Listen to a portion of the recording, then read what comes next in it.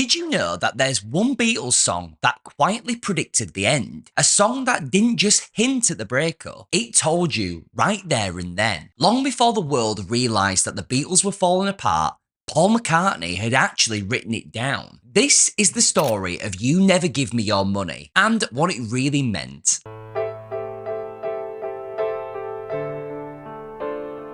By 1969, the Beatles were holding on for dear life. On the surface, Abbey Road looks like a band at its creative peak, so people assumed, well, they must be getting along again. Well, no, not at all. Behind the scenes, the Beatles were drowning in money problems, in management battles, and for creative control. The unity that once carried them from the tiny Liverpool clubs to global fame was cracking, and Paul McCartney, the one who had always pushed the band forward for so many years, was sinking into despair. You Never Give Me Your Money isn't just the start of the Abbey Road medley, it's a warning shot, and the title makes perfect sense, because this song is about money and the damage that it caused. So let's just rewind a little bit. When Brian Epstein died in 1967, the Beatles lost the one person who understood their business. He protected them from contracts, from chaos, and from the business sharks. Without him though, they were just four musicians trying to run an empire.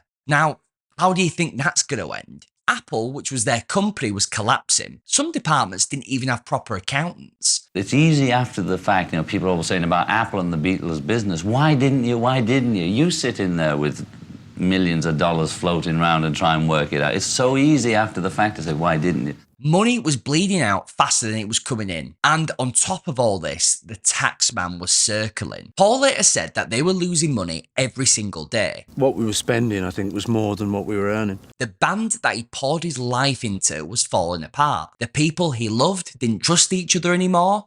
And every pound that they earned was tied up in arguments, lawsuits, and bad decisions. But do you know what the worst part was? Paul felt like he was the only one who cared. He was the only one trying to read the paperwork. The only one who worried about what was going to happen next. The three others were just drifting about into new relationships and just living their life. We were great creators and we could do all of that, but nobody had half an idea about a budget. They didn't really see the Beatles the way they did. Paul really wanted to harness their legacy. So in order to deal with everything, he did what he always did. He wrote a song. You Never Give Me Your Money began in New York in March of 1969. Paul was staying with Linda's family, away from the noise and the chaos of London and the Beatles. For the first time in months, he really had some space to think. And when everything finally went quiet, the truth hit him. The Beatles were in trouble, like real trouble. Look, this happens to a lot of bands, but with the Beatles, it's different in my opinion. They're bigger than a band. They really did need some direction.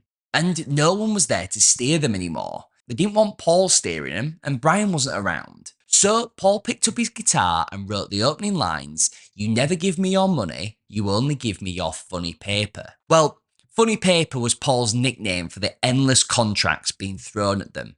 Proposals from businessmen who claimed that they could fix things. Of course, everybody wanted a slice of the Beatles. Paul saw right through it, but the others didn't always. And that's when everything got worse. Enter Alan Klein. Alan Klein was a hard-edged New York businessman, famous for rescuing artists from bad deals and infamous for the ruthless tactics that he used along the way. He was fast-talking, confident, and relentless. John loved him, but Paul didn't trust him for a second. And Alan was a human being, the same as Brian was a human being. It was the same thing with Brian in the early days. It was assessment, and I make a lot of mistakes character-wise, but now and then I make a good one, He was a New York spiv who had come over to London, Paul said. I smelled a rat, but the other chaps didn't. We fought and I got voted down. On May the 9th, 1969, Alan Klein arrived at the studio with an ultimatum. And things would happen like, I remember being at Olympic Studio one evening, and we were supposed to be doing something on Abbey Road, I think. And the three guys showed up. We all showed up at the studio ready to record, and Alan Klein showed up as part of the party with his sort of henchman. And they said, you've got to sign a contract for Klein. He's got to take it to his board. I said, it's Friday night.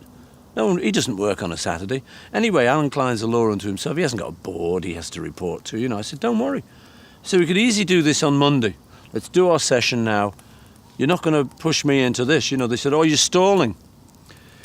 They said he wants 15%, he wants 20%. I said, tell him he can have 15%. They said, you're stalling.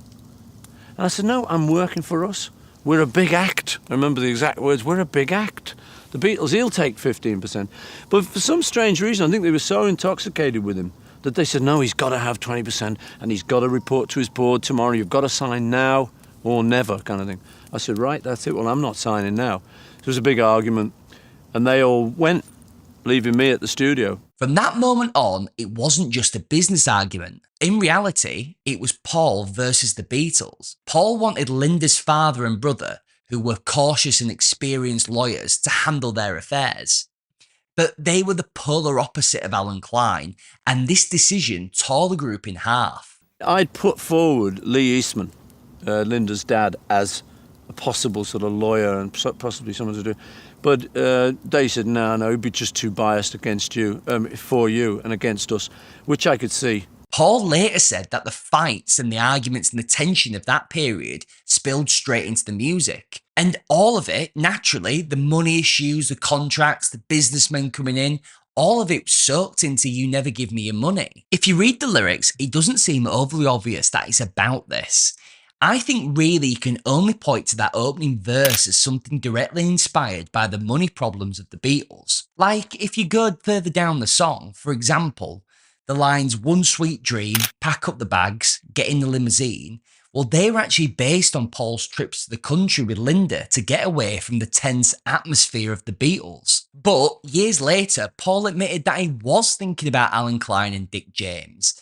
These were the men who had sold publishing behind their backs. He'd said at the time that they were surrounded by people who had screwed them and people who were still trying to screw them. The business problems at Apple Records were really horrible. The business meetings were just soul destroying. We'd sit around in an office and it was a place you didn't want to be, with people you didn't want to be with. There's a great picture that Linda took of Alan Klein in which he's got a hammer like Maxwell's silver hammer. It's very symbolic. Part of the problem was that the Beatles were still basically boys when it came to money. They grew up with pocket money. Someone handed you a few shillings for your work and that was that. So when accountants came to them and asked what they wanted to do with their millions, well, they just said things like, we'll put it in the bank. And the accountants laughed. No, that's not what you do with your money. You need to invest it.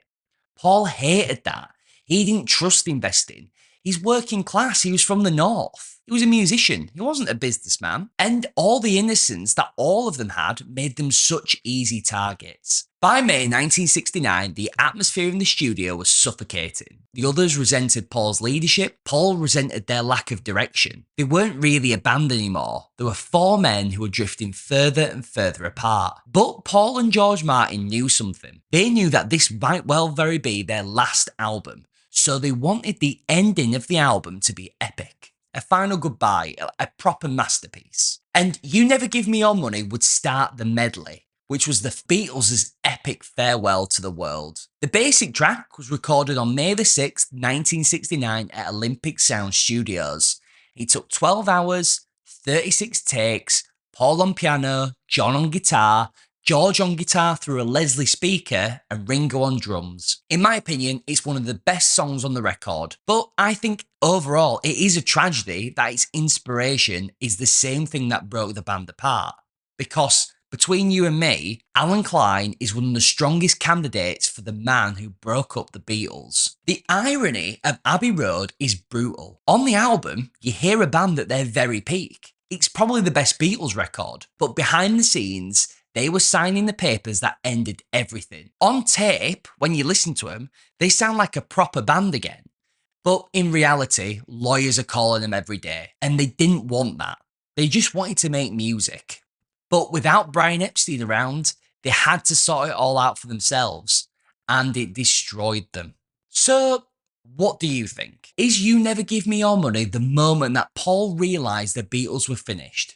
Or is it simply the most honest thing he ever wrote about their collapse? Guys, if you want more Beatles deep dives, this channel is full of them now. So as always, please don't forget to like and subscribe, and I will see you all down the road.